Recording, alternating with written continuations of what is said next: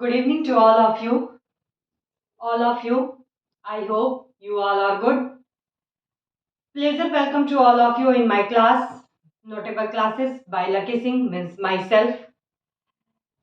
Again, I want to put up this question. You all are good. Guess for today's motivational quote is there is no secret to success. Repeated it. There is no secret to success. Actually, it is result of preparation and hard work. And I want to add something new and continuity.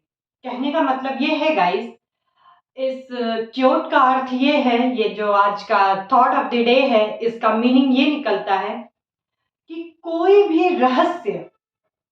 भी ऐसा रहस्य नहीं है या कोई एक ऐसा रहस्यमयी मंत्र नहीं है जो कि आपको आसानी से सफलता की ओर लेके जाए। सफलता तो बस एक परिणाम है।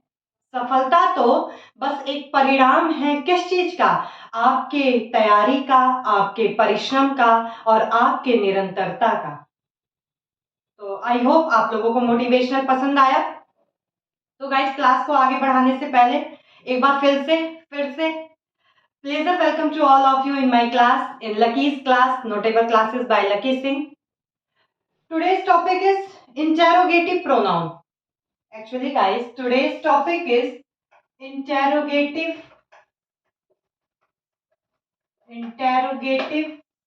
pronoun.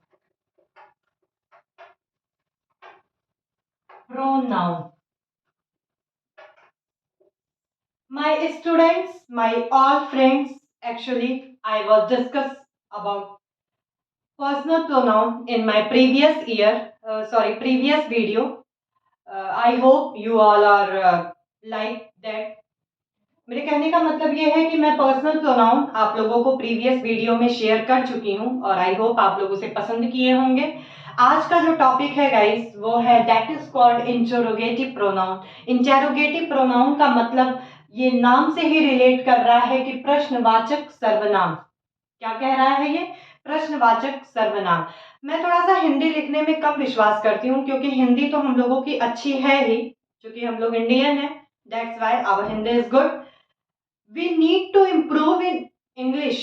We need to improve in our written English, spoken English. That's why I want to avoid Hindi more and more. And I want to use English more and more.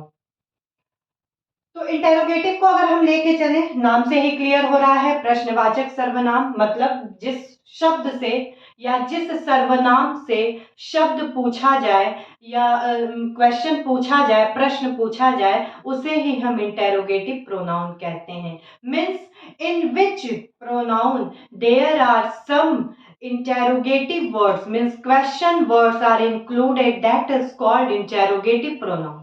इतना सा बस गेम है इस interrogative pronoun का। तो देख लेते हैं कौन कौन से इंटेरोगेटिव प्रोनाउन होते हैं हमारे। who,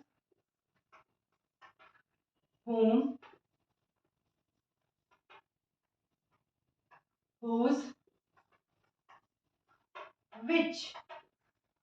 which को हम अलग लिखते हैं, ये रहा आपका which।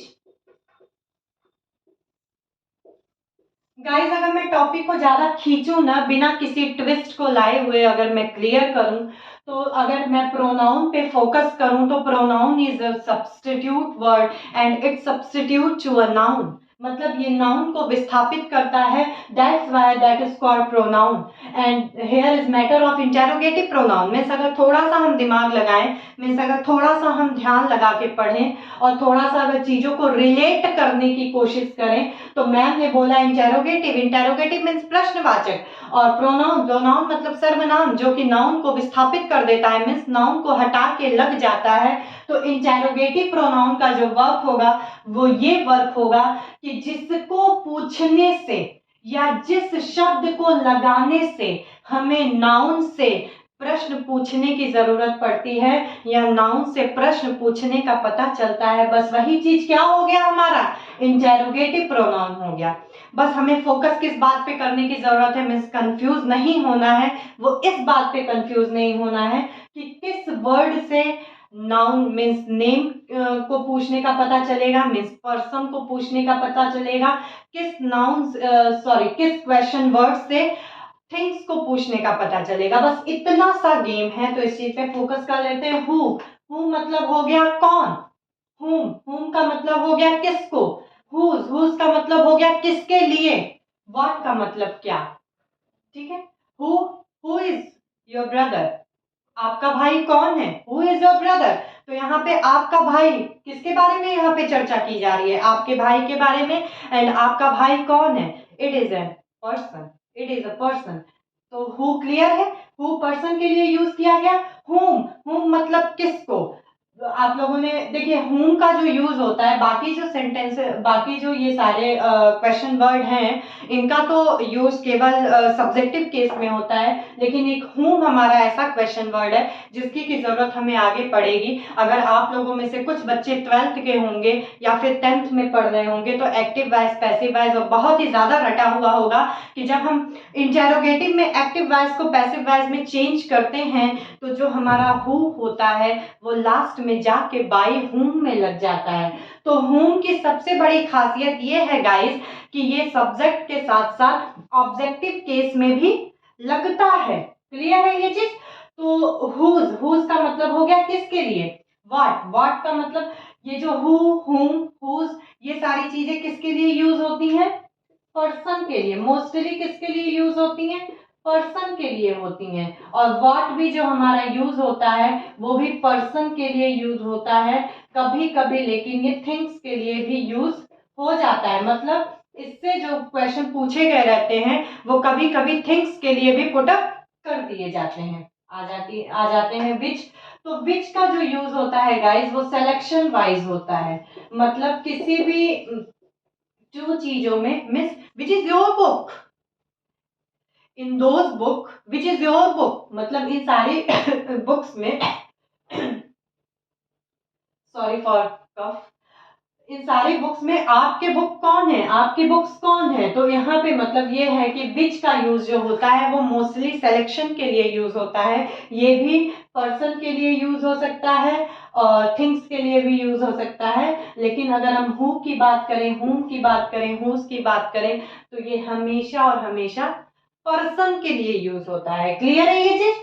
और इंटेरोगेटिव प्रोनाउन अगर हम ये चीज लेके चलें कि जितने भी हमारे क्वेश्चन वर्ड होते हैं वो हमारे इंटेरोगेटिव प्रोनाउन होते हैं, तो ये हमारा सबसे बड़ा कंफ्यूजन है और इसको आज ही हमें क्लियर कर लेना चाहिए। बिकॉज ओनली देयर आर 4 और 5 टाइप्स ऑफ इंटेरोगेटिव प्रोनाउन। इसके अलावा जो वेयर है, ये सारी चीजें इंटेरोगेटिव फॉर्म में यूज की जाती हैं, सब्जेक्ट में यूज की जाती हैं, लेकिन वेयर हो गया, हाउ हो गया, ये सारी चीजें इंटेरोगेटिव एडवर्ब होती हैं। वो कैसे होती हैं वो मैं आपको आगे बताऊंगी, क्योंकि अभी जो फोकस करने की जरूरत है वो इंटेरोगेटिव प्रोनाउन पे करने की जरूरत है। ठीक है, तो गाइज आज का बस इतना ही हमारा टॉपिक है कि इंटेरोगेटिव प्रोनाउन क्या होता है। तो जिस शब्द से हमें क्वेश्चन का पता चलता है, मीन्स जिस वर्ड से हमें क्वेश्चन का पता चलता है, that is called interrogative pronoun. ठीक है, और हु हुम हुज व्हाट विच ये सारी चीजें हमारी क्या है, ये interrogative pronoun means interrogative pronoun word है। ठीक है, तो आई होप आप लोगों का ये कॉन्सेप्ट क्लियर हो गया। और कल का जो वीडियो था उसमें मैंने बाय चार्ट आप लोगों को प्रिपरेशन कराया था, आई होप वो चीज भी क्लियर है।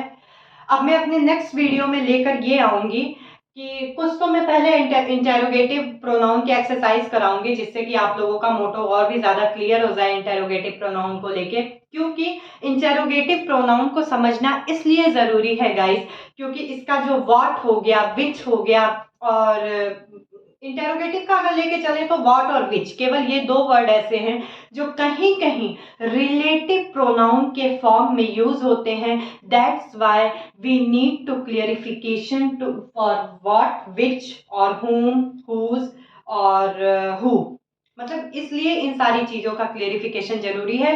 तो कल मैं सबसे पहले इंटेरोगेटिव का कुछ एक्सरसाइज कराऊंगी, फिर उसके बाद रिलेटिव प्रोनाउन कराऊंगी। I hope my video is very helpful for all of you. Please guys, please like, share and subscribe. Thank you. Good night to all of you.